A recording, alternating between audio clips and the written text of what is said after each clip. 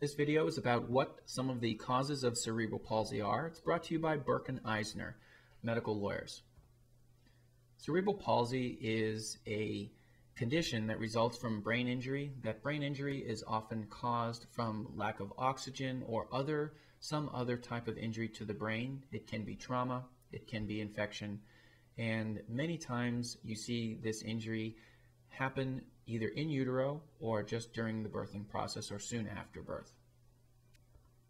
There are several causes of cerebral palsy. One of them is maternal infections. When the mother who is carrying a child has an infection, if that infection gets out of hand, then it can affect the child. And some of the common infections that can, shall we say, get out of hand a little bit, or not, if they're not treated, can get to the point where they cause a problem, are those you see listed on the screen here. And this is really an issue of whether the infection is found and treated appropriately as to whether you can prevent cerebral palsy or not. This is related to the previous slide where you can have infections that are transferred to the child. They're not necessarily directly from the mother, but they can be related to the mother, and they can be transferred either during birth or shortly after birth. Again, some of the ones you see on your screen are sepsis, viral encephalitis, group B strep, bacterial meningitis.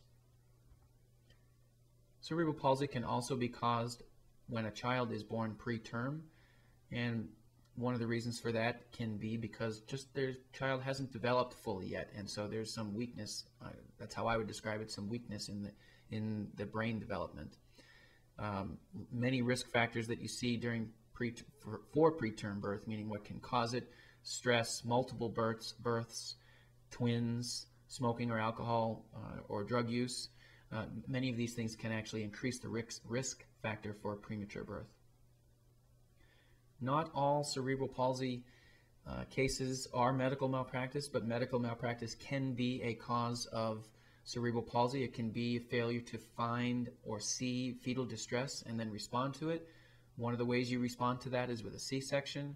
It can be a failure to use equipment correctly when there is a need for vacuum extraction or forceps, or you can see it with failing to treat jaundice or even treating infections.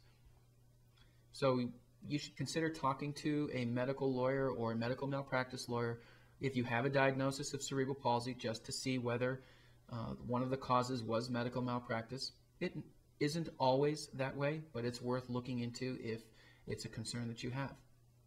This video has been brought to you by Burke and Eisner.